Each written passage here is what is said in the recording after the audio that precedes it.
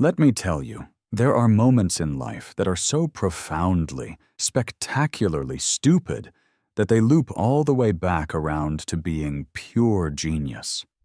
Moments where the universe holds its breath, waiting to see if you'll fold or if you'll raise the bet so high that the table collapses.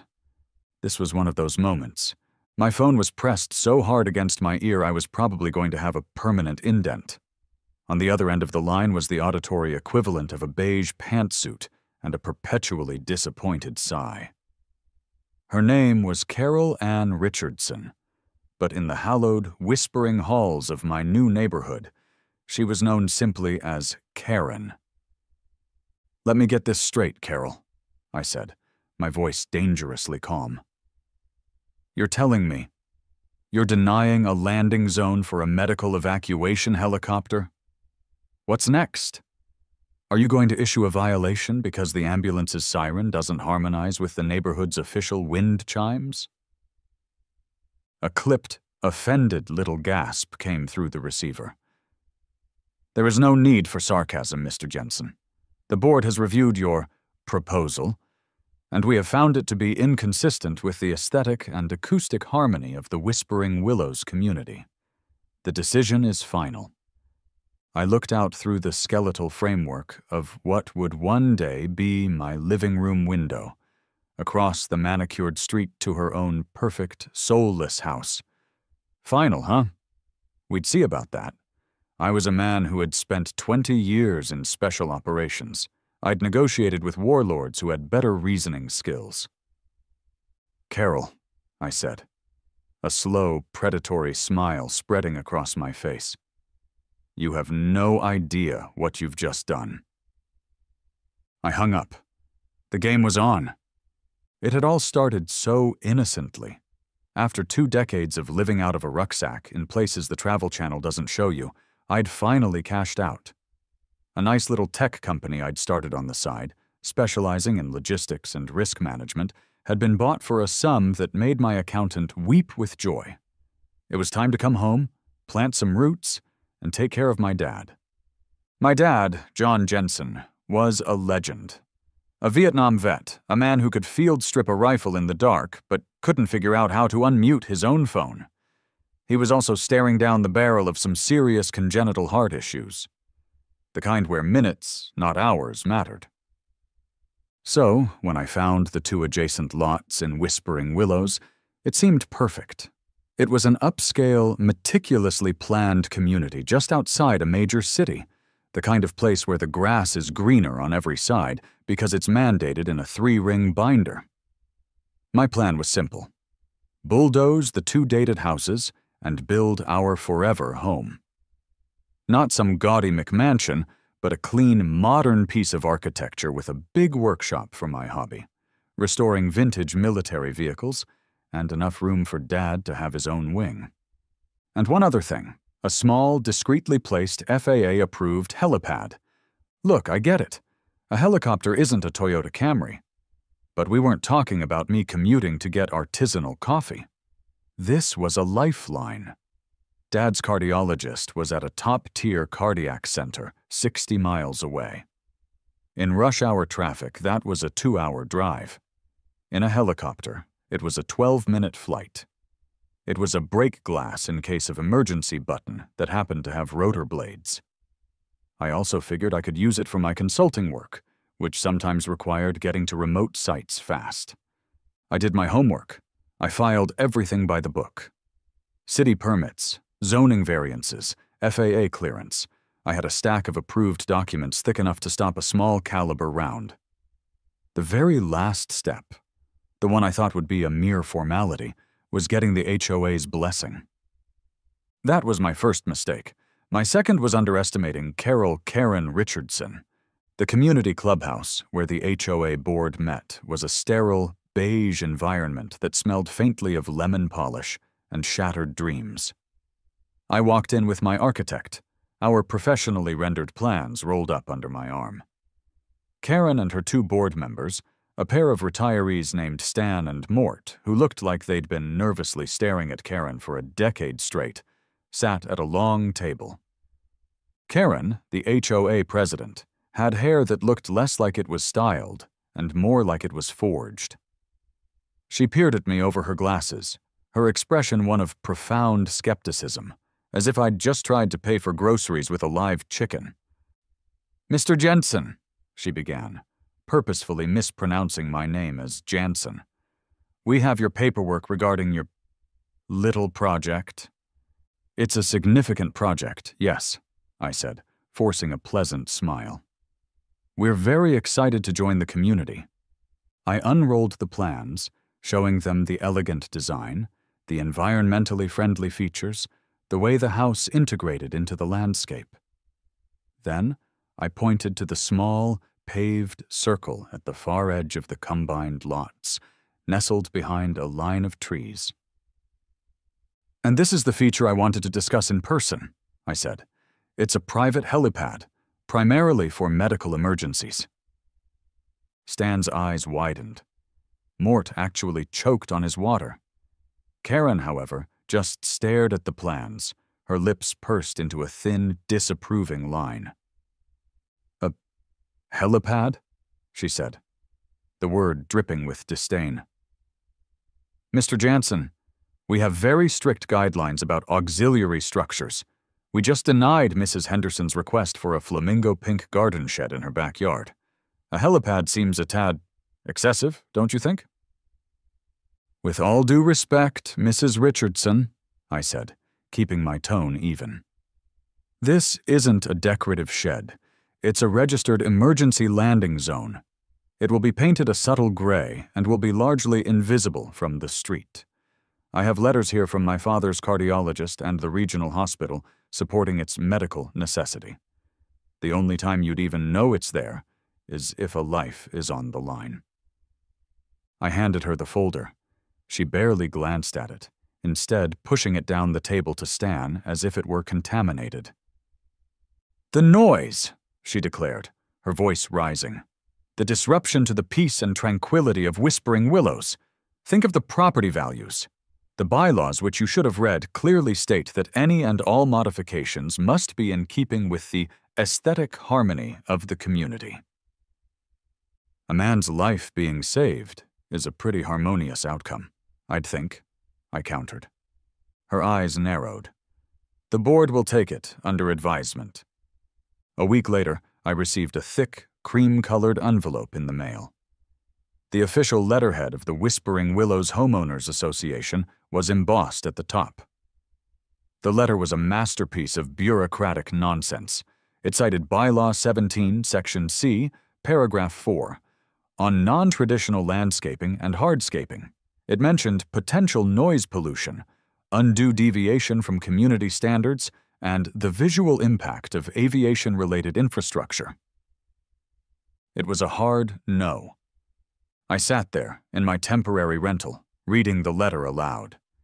My father, sitting in his armchair, just shook his head. "Son," he said, his voice raspy but firm, "looks like you've got yourself a fight." "Oh, it's more than a fight, Dad," I replied, folding the letter into a sharp crease. "It's a war."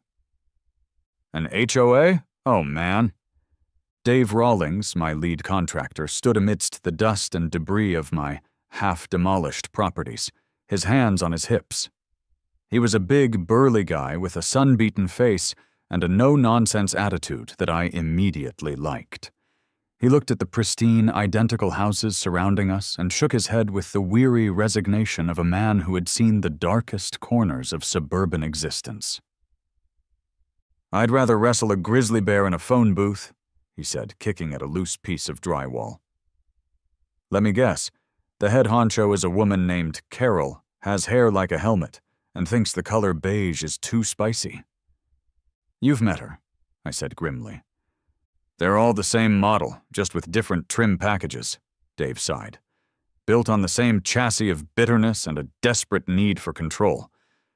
So, what's the issue? She doesn't like the brand of nails we're using?" I told him about the helipad denial. He wasn't surprised. He just let out a low whistle. "A helipad.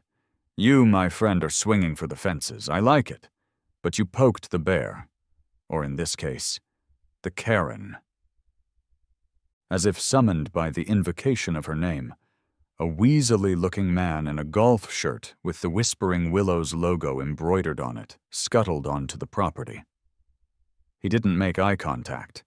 He just scurried over to the portable toilet my crew was using and, with a piece of clear tape, affixed a crisp white notice to the door. Then he scurried away. I walked over and ripped it off. Dave read it over my shoulder. "Violation notice," it screamed in an aggressive, bold font. Code 22B, unauthorized placement of temporary sanitary facilities. Facilities must be placed in the rear of the property and screened from public view by an approved fence or shrubbery. I stared at it, then at the vast, open lot. The rear of the property is 150 feet of open dirt. And what public view? The only thing it's visible to is Karen's security camera, which I'm pretty sure is aimed directly at my foundation. "Told you," Dave said, a grim smile on his face. "This is just the beginning. Welcome to hell. Population you, me, and a legion of petty tyrants with clipboards. Last week on a job over in Silver Creek Estates, we got a fine because our lunch cooler wasn't on the approved outdoor accessory color palette. It was red. Apparently red is emotionally aggressive." Dave was right. It was just the opening salvo. The violation notices began to arrive with the regularity of the morning paper. One day, a fine for excessive dust, escaping the designated construction zone. I was pretty sure a single particle had drifted over the property line. I received photos taken from a telephoto lens as evidence. The next day, a complaint about the aggressive and repetitive sound signature of a nail gun being used during approved construction hours. Karen, apparently, preferred her construction to be conducted in serene silence. My personal favorite was the warning I received because one of Dave's work trucks was parked in a manner unbecoming of the Whispering Willows aesthetic. It was a Ford F-150, parked legally on the public street. Apparently, its slight coating of honest dirt was an affront to the neighborhood's delicate sensibilities. My patience, a resource I once thought was nearly infinite, was being worn down to a nub. I was a man who had endured mock interrogations and survived on things I wouldn't feed to a dog, and I was being broken by a woman armed with a rule book. But I didn't get angry. I got organized. For every notice, I drafted a polite, formal, legally impeccable response. I cited city ordinances that superseded HOA rules. I quoted my construction permits. I attached sworn affidavits from Dave about our dust mitigation techniques. It was a meticulous, infuriating, full-time war of paperwork. I vented my frustration to my dad one evening, showing him the growing stack of letters and violation notices. "It's like being nibbled to death by ducks," I told him, pacing the floor of our rental. "Exceptionally well-organized, bureaucratic ducks with a taste for human misery." Dad just looked at me over the rim of his reading glasses. "In my day," he said slowly, "we had a different way of dealing with entrenched enemies who used asymmetrical tactics." "I know, Dad," I sighed, "but I can't exactly call in an airstrike on her prize-winning azaleas." A slow grin spread across his face. "No," he said, "but you can get creative." He was right. Logic and reason had failed. It was time to change the rules of engagement. That weekend, I declared a personal crusade. I poured myself a large mug of coffee, sat down at my laptop, and downloaded the complete, unedited 300-page Whispering Willows Homeowners Association, Covenant, Conditions, and Restrictions. It was a document so dense with legalese and petty stipulations that I was pretty sure reading it violated the Geneva Conventions. I described it to Dave as a cure for insomnia and the will to live, bound in cheap plastic. For 2 days, I did nothing but read. I highlighted. I cross-referenced. And slowly, a beautiful, terrible plan began to form. Karen and her board had created a labyrinth of rules so complex and contradictory that no one could possibly be in full compliance. They used it as a weapon, selectively enforcing the rules that suited their whims. I decided to turn that weapon back on them. I discovered a treasure trove of archaic, long-forgotten, but still technically enforceable rules. Bylaw 47. Every home must have a functional, American-made flagpole of no less than 15 feet in height, from which a clean and untattered American flag must be flown from dawn until official dusk, weather permitting. Bylaw 92. C. All refuse and recycling containers may not be visible from the street-level view of any adjacent property, except between the hours of 6 a.m. and 8 a.m. on the designated day of collection.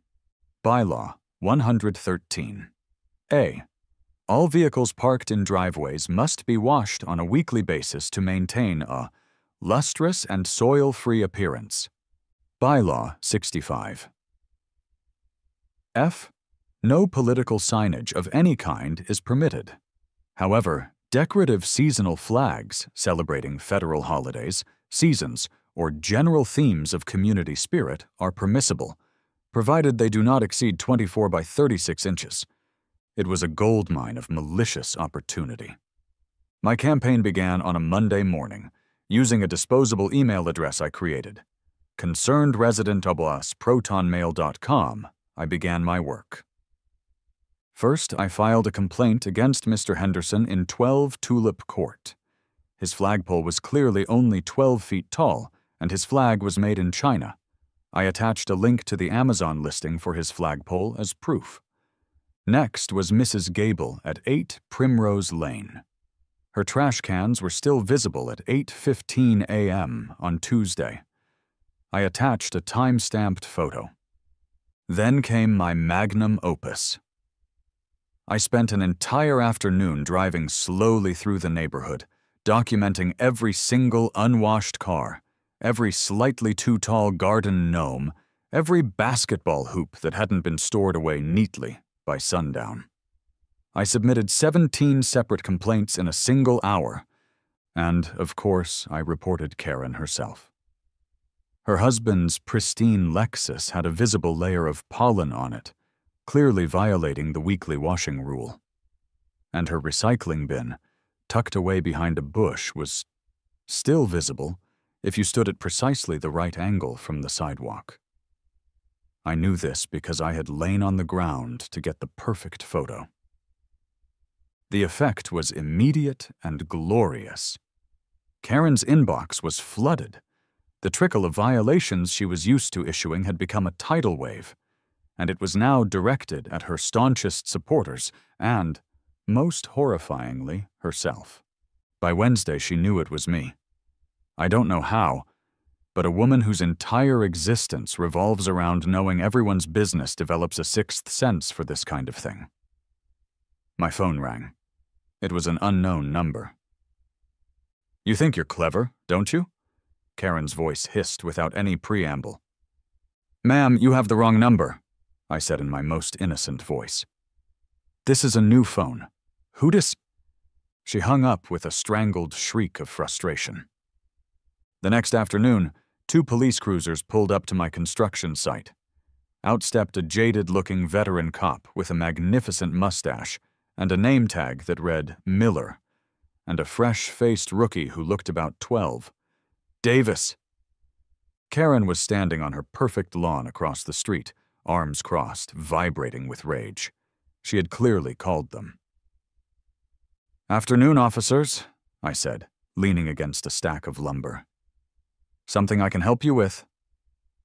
Officer Miller sighed, a deep, weary sound that spoke of 1,000 stupid domestic disputes. "Sir, we received a call about harassment?" He said the word like a question, already knowing the answer was going to be complicated. "He's a menace!"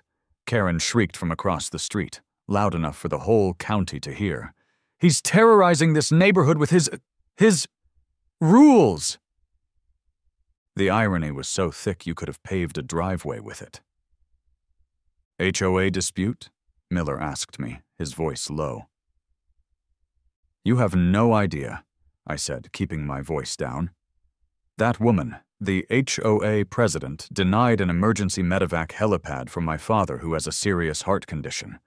Now she's upset because someone, an anonymous, concerned resident, of course, pointed out that her prize-winning petunias are technically a non-compliant shade of magenta, according to the Spring Floral Palette Guide. The rookie, Davis, was trying his best to look stern and professional. Sir, are you admitting to filing anonymous complaints against your neighbors? I put a hand to my heart. Officer, I am simply a resident who is deeply, profoundly committed to upholding the rigorous standards that make the Whispering Willows community such a desirable place to live. The covenant is our constitution. It is the bedrock of our society. Are we to let it fall into anarchy simply because some people find the rules inconvenient? I saw the corner of Officer Miller's mustache twitch. He was fighting a losing battle against a smile. He turned to face Karen. Ma'am, he called out, his voice carrying easily across the street. This is a civil matter. There's no criminal activity here. We can't do anything about it. Please try to keep the noise down. He turned back to me. Try to behave, he said, but there was no heat in it. As he and Davis walked back to their cars, he gave me a subtle, almost imperceptible nod. It was a nod of pure, unadulterated approval from one veteran of stupid battles to another. As I watched them drive away, I felt a surge of triumph. I had won the battle, but I had no idea that the real war was about to begin. The comedic absurdity of my bureaucratic war came to a screeching halt on a Thursday afternoon. The sky was a brilliant, cloudless blue, and the air was filled with the sounds of progress, the whine of saws, the rhythmic thud of hammers. I was on site with Dave, going over the revised plans for the plumbing system. We were laughing about the latest HOA memo, which had strongly suggested that all construction workers wear shirts in approved pastel colors to promote a tranquil work environment. So I guess my guys have to go buy out the Easter collection at Old Navy? Dave had chuckled, shaking his head. Just tell them it's for aesthetic harmony, I'd shot back. Maybe Karen will give them a bonus. Then my phone rang. The screen flashed, Mom. My heart did a little lurch. She never called during the day unless it was important. I stepped away from the noise, turning my back to the crew. Hey, Mom, everything okay? Her voice was thin, frayed with panic. Mark, it's your father. The world narrowed to the sound of her voice. The saws, the hammers, the laughter, it all faded away into a dull, distant roar. Mom, slow down, I said, my own voice tight. Talk to me. What's happening? He was in the garden. He just collapsed, she sobbed. He's breathing, but it's shallow. His face is so pale, Mark. Okay. Did you call 911? My training kicked in, pushing down the panic, replacing it with a cold, clear focus on procedure. Yes, they're on their way, she cried. But the traffic, there's an accident on the interstate. They said it could be 20 minutes. 20 minutes. An eternity. A death sentence. Okay, Mom, I'm on my way. I'll be there in 10. Just stay with him. Talk to him. I love you. I hung up, my hand shaking slightly. I turned to Dave. The color must have drained from my face because his smile vanished instantly. What's wrong? He asked, his voice serious. That was my mom. Dad's having another heart attack. A massive one, it sounds like. The ambulance is stuck in traffic. 20 minutes out. Dave's face, normally ruddy from the sun, went pale under his tan. He knew what that meant. And the hospital chopper? He asked quietly. They could be here in 5, I said, the words tasting like ash. But they have nowhere to land. A desperate, primal rage boiled up inside me. It was a rage born of helplessness. Here I was, a man with all the resources in the world, a man who could solve complex logistical problems on a global scale, and I was going to lose my father because of a petty tyrant and a rule about aesthetic harmony. No, not today. I pulled out my phone. My thumb hovered over Karen's number. This was it. One last appeal to whatever shred of human decency she might have buried under her layers of bylaws and bitterness. I was no longer the sarcastic antagonist.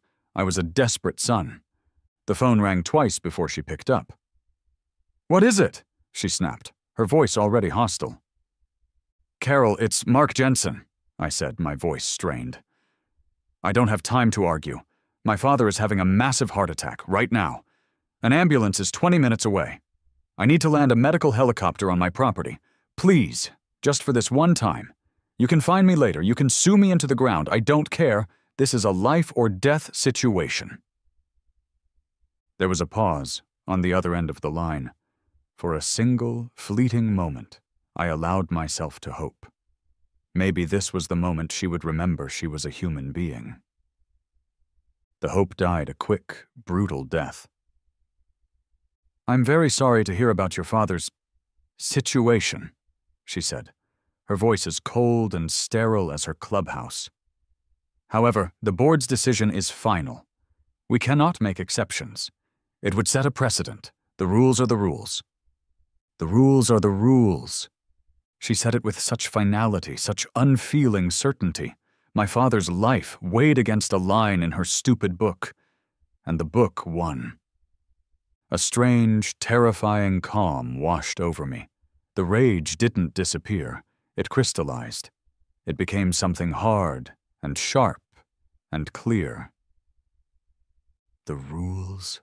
I said, my voice dropping to an icy whisper. "Right. I understand perfectly." Click. She hung up on me. I stood there for a moment, the silent phone in my hand, the sounds of the world slowly filtering back in. I looked at Dave, who had been watching me, his expression a mixture of pity and anger. He saw the look in my eyes change. He saw the grief and desperation curdle into something else entirely, something dangerous. "The rules," I said again, a slow, grim smile touching my lips. "Okay, let's play by the rules." I turned my back on my own property and stared across the street at Karen's immaculate, award-winning lawn. It was a perfect, unbroken expanse of emerald green, a symbol of her authority. A beautiful, pristine, and entirely regulation-compliant target. I pulled out my phone again. "Dave," I said, my voice ringing with newfound purpose. "I have a job for you. How quickly can you clear your biggest, flattest piece of equipment off Karen's front lawn?" Dave stared at me, his mouth hanging open. "What?" "You heard me," I said, already dialing a new number. "Get your crew. Move your biggest, heaviest bulldozer and park it right in the middle of her petunias. And do it now." He just kept staring. "Mark, are you insane?" "Probably," I said as the phone on the other end started to ring. But she should have let the helicopter land. A familiar voice answered, rough around the edges but welcome. "Billy's Bomber Service, you break 'em, we bake 'em." "Hey, Billy, it's Mark Jensen." There was a pause, then a booming laugh. "Maverick, you old son of a gun, I haven't heard from you since Kandahar. What can I do for you?" "Listen, Billy," I said, watching as Dave, a look of dawning horror and delight on his face, started yelling at his crew. "I have a strange question. You still flying Chinooks for the Guard on the weekends?" "Sure am," he said. "Boring as hell. Mostly just hauling gear and VIPs who think they're important." "Excellent," I said, a plan of beautiful, catastrophic proportions blooming in my mind. "How would you feel about doing a favor for an old friend and making a little overtime? I need an extraction." "Extraction?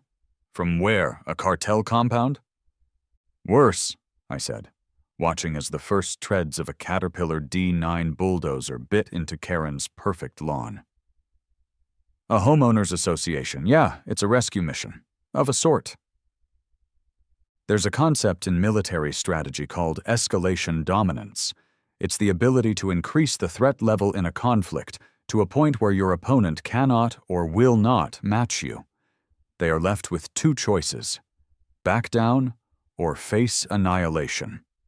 Carol Ann Richardson had just escalated from passive-aggressive notes to reckless endangerment.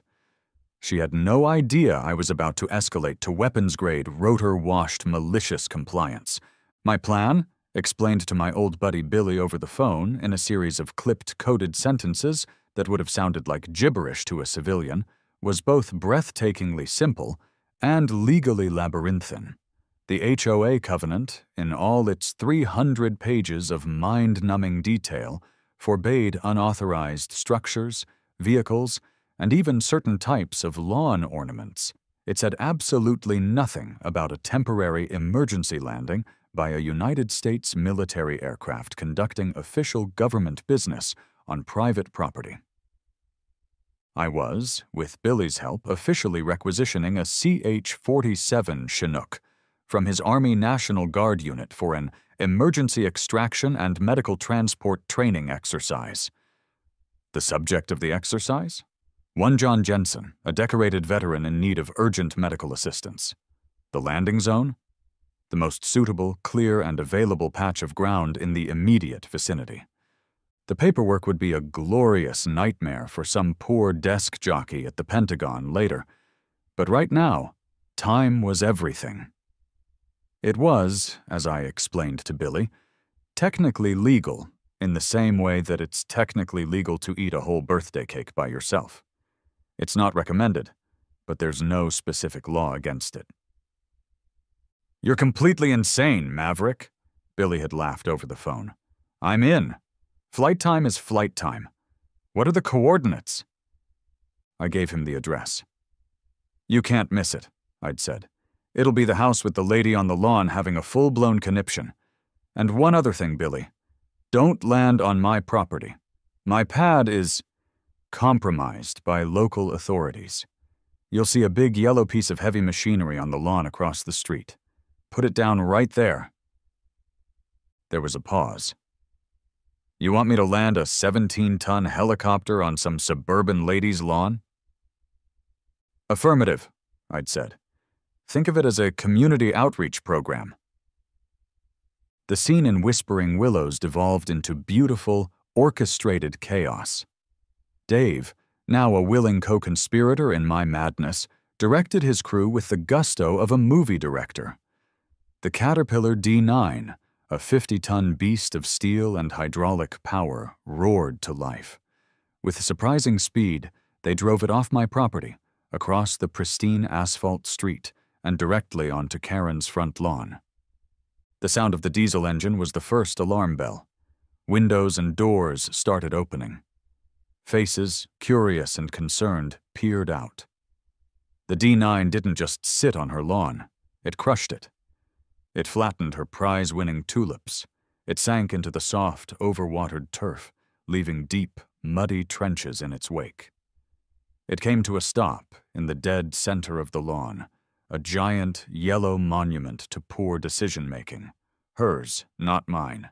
Karen exploded out of her front door, a blur of beige and rage. She was holding her phone to her ear, her face a mask of pure, unadulterated fury. "Get this! This monstrosity off my lawn!"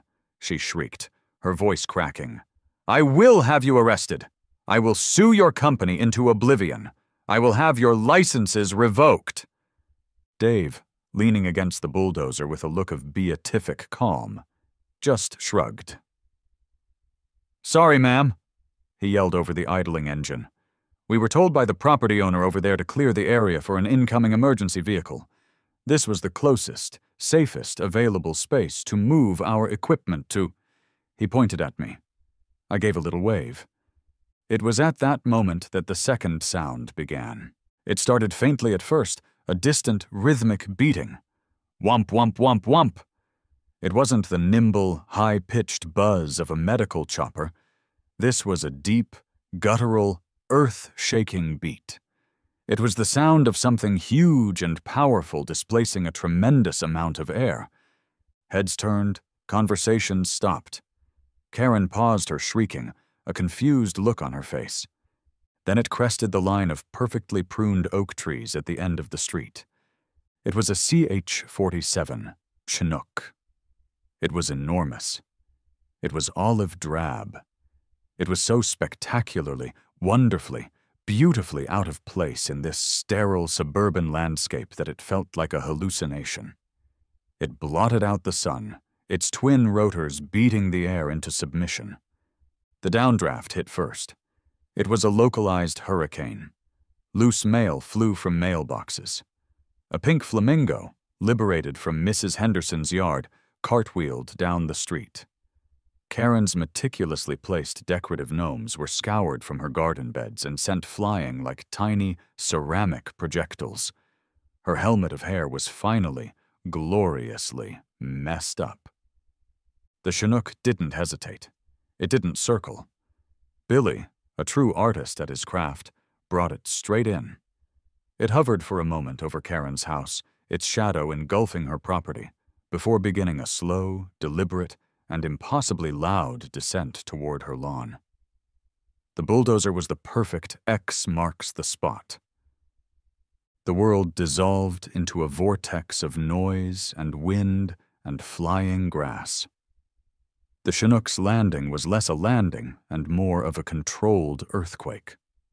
The two sets of main landing gear touched down on Karen's lawn with a soft thump that was felt more than heard, one on either side of the muddy tracks left by the bulldozer. The ground shook. Car alarms up and down the street began to wail in protest, creating a bizarre symphony with the roar of the twin turbine engines. The entire neighborhood was outside now. The initial curiosity had morphed into stunned, slack-jawed disbelief. Every single person was holding up their phone, recording the single most interesting thing that had ever happened, or would ever happen, in Whispering Willows. This was their moon landing. The police had arrived again, Miller and Davis, skidding to a halt at the end of the street. They got out of their cruiser and just stood there, staring, their professional composure completely shattered. What do you do? What law is even being broken here? Illegal parking of a military assault helicopter? There's no handbook for this. Karen was in the center of the storm, literally and figuratively. She was trying to scream, but her words were snatched away by the rotor wash. She staggered toward the helicopter, her finger pointed accusingly. A tiny, beige-clad figure of futile rage against a mountain of military-grade steel. A crew chief in a full flight helmet and gear appeared on the lowered rear ramp, calmly holding up a single, gloved hand. The universal sign for "don't even think about it." She stopped, defeated by the sheer impossibility of the situation. Just then, the wail of a different siren finally cut through the air. The ambulance. It pulled up to my house, its lights flashing. The paramedics, bless their hearts, didn't even flinch at the scene across the street. They had a job to do. They rushed inside and emerged a few minutes later with my father on a gurney. He was pale, an oxygen mask on his face, but his eyes were open. He was stabilized. As they wheeled him down my driveway, his eyes found the Chinook, and even through his pain, I saw a flicker of disbelief and pride. I walked with them, my phone pressed to my ear, pretending to be on a crucial call. I didn't even glance at my own property. I strode with purpose right past my half-built house, across the street, onto Karen's ruined lawn, and straight up the Chinook's lowered ramp with the medical team and the gurney. As the crew chief began to secure my dad's gurney inside the cavernous hold, Officer Miller jogged toward me, ducking under the rotor blades. He had to shout to be heard. "Jensen, what in the hell is this?" His face was a perfect mix of professional duty and sheer, unadulterated awe. "It's an emergency evacuation, officer!" I yelled back, pointing at the U.S. Army stenciled on the side of the helicopter. The designated civilian landing zone was declared unusable by the local authorities. I gestured vaguely toward Karen, who was now just standing there, her arms limp at her sides, looking like her entire operating system had crashed. "This was the next safest alternative," I continued. "It's an official National Guard training operation. You can check the flight plan. All legal and above board." Officer Miller looked from the helicopter to my father being tended to by paramedics inside, and then to Karen, who had gone from bright red to a strange mottled purple. He looked back at me, and a slow grin, a thing of pure beauty, spread across his mustachioed face. He understood. He got the whole damn thing. "Right," he shouted back, his voice full of mock seriousness. "A training operation, of course. Carry on, soldier." He gave me a crisp, almost formal salute, turned on his heel, and walked back toward his cruiser, leaving Davis to deal with the crowd control. The massive ramp began to rise with a hydraulic hiss, sealing us inside. I moved to one of the small, round porthole windows. As the Chinook's engine spooled up to full power, I looked down. I saw the whole tableau: the stunned neighbors, the flashing police lights, the useless violation notices fluttering across the lawn like confetti. And in the middle of it all, standing in the two giant, circular impressions that were now a permanent feature of her landscape, was Karen. Our eyes met. I gave her a small, polite, satisfied wave. The helicopter leaped into the air, the ground falling away beneath us. I was on my way to the hospital with my father, who was going to be okay. And I had just won a war with a weapon she never even knew existed. The flight to the hospital was a noisy, professional ballet. The National Guard crew and the civilian paramedics worked together seamlessly, a testament to the quiet competence of people who deal with real emergencies for a living. By the time we touched down on the hospital's rooftop helipad, my dad was stable, conscious, and already cracking jokes. "That," he rasped from behind his oxygen mask, "was a hell of an entrance, son." A few hours later, in the quiet, sterile environment of the cardiac care unit, the head cardiologist gripped my shoulder. "I'm not going to mince words," he said, his eyes serious. "The speed at which you got him here made all the difference. That flight didn't just save him from further heart damage, it saved his life. Another 20 minutes and... well, let's not think about that."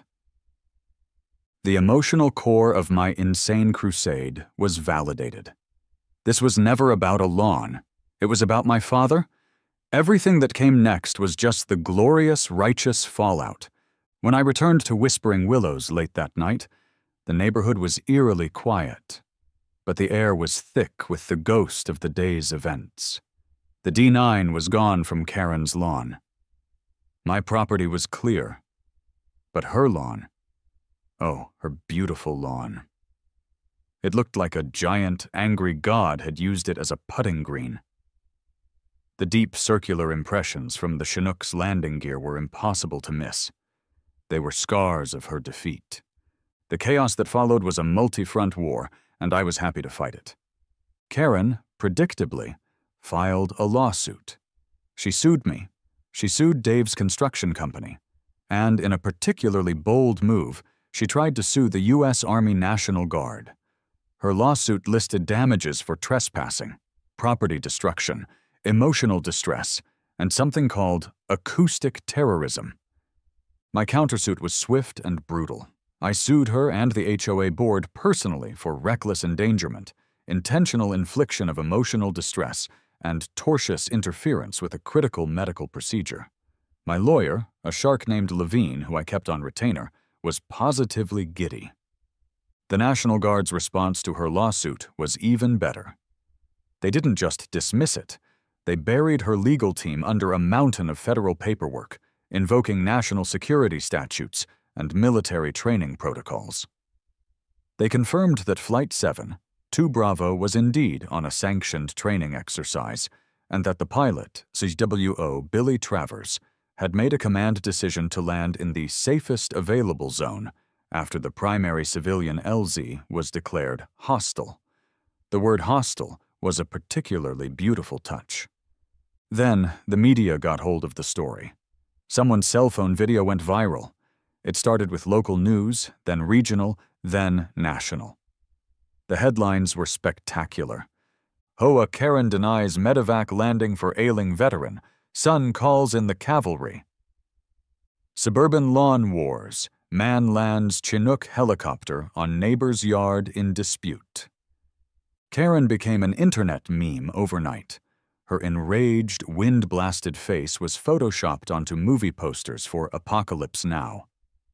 The National HOA Oversight Organization, terrified of the PR nightmare, issued a formal statement condemning the actions of the Whispering Willows Board and emphasizing that compassion must always supersede bylaws. The final battle took place in the community clubhouse, the scene of my initial defeat. The HOA had called an emergency town hall meeting. The room was packed.